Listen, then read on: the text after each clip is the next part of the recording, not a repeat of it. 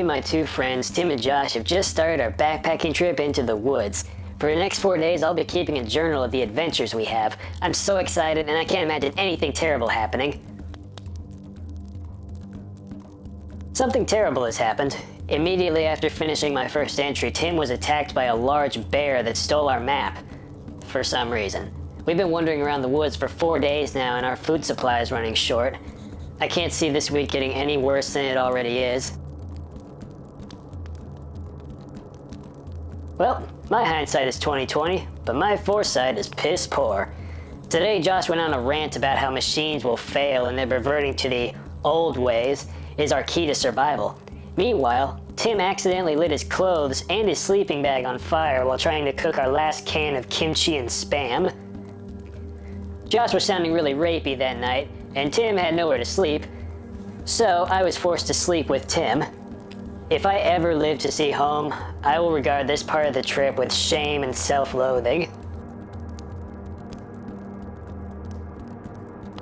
Good news and bad news. The good news is that Tim finally put his butt-naked ass to work and made a garment out of some vines. Those vines turned out to be poison ivy, but that's not the bad news. The bad news is that we can't get firewood anymore, and it's all Josh's fault. That's right, Josh wanted to make a weapon by melting my hatchet and pouring it into a mold, which makes no sense since a hatchet is already a good weapon. He has no knowledge of metalworking, so he just ended up ruining my hatchet. I've been seeing a shadow around my tent, and I'm not sure if it's the bear or not. I don't want to die tonight. Please don't let me die tonight.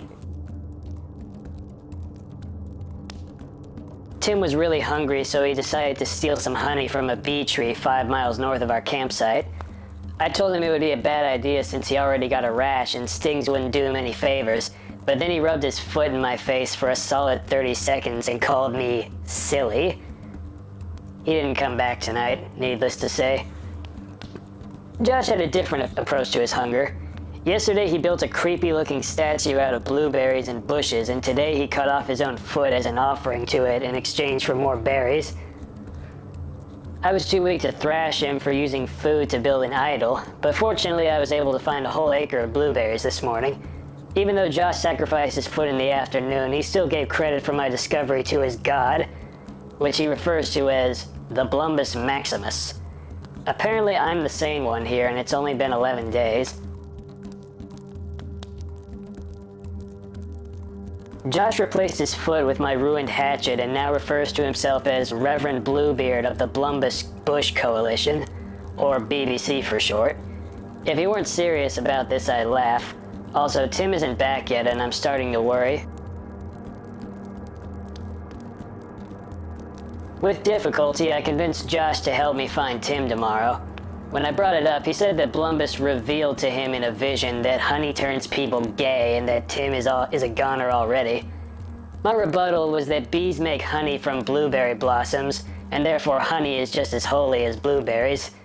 I'm not even sure if that's true, but he ate it up. I fear Josh has officially gone cuckoo.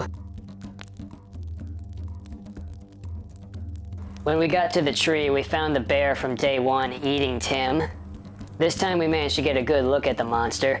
It must have been a grizzly because it was 5 feet long. It also had a scar on one eye, a crossbow bolt in its shoulder, a tag on its ear, and a strange-looking bump on its forehead that made me shiver when I looked at it for too long.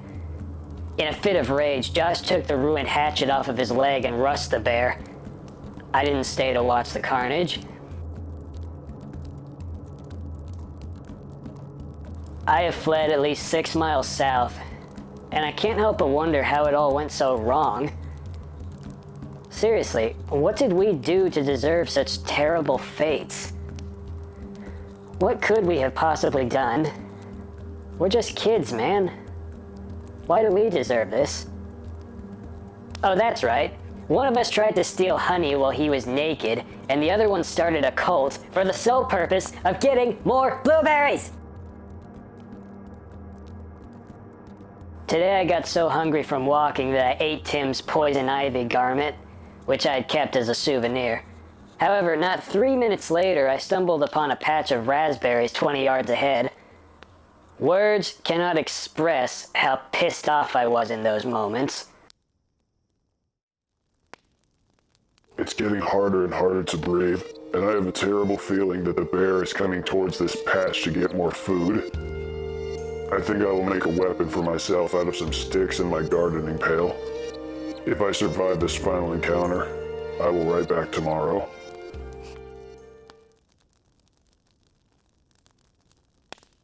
I saw the bear at around 5 a.m. this morning. At first I was scared, but after the poison ivy started to inflame my lungs, I was eager for a quick death. We had an epic battle, and I was able to knock the bear down with a scissor kick. I stepped on its chest and was about to deliver the finishing blow, when all of a sudden, the bump on the bear's head opened.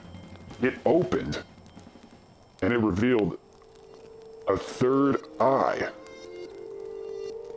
It seemed to open my eyes immediately, and I began to notice certain things about the animal that I hadn't seen before. Both of its main eyes were different colors.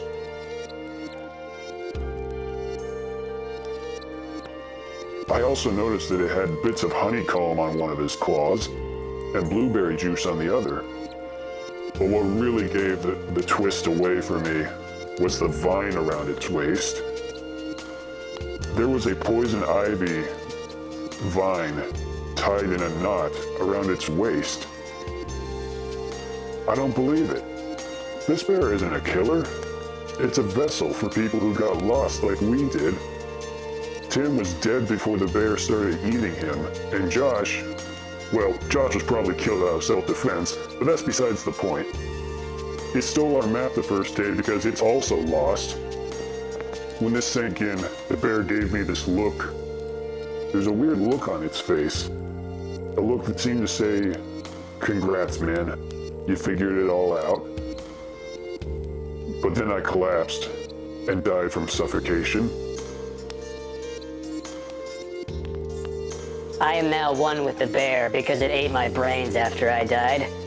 I've been reunited with my friends, who are just as cool as they were before this horrible journey started. We now roam the forest together as a single traveler, still searching for a way home. And when we find civilization, we're going to use our psychic bear powers to decimate all those who oppose us. To whoever finds this journal, lather yourself up in blueberry juice, because we're starving. It is the will of Lumbus Maximus.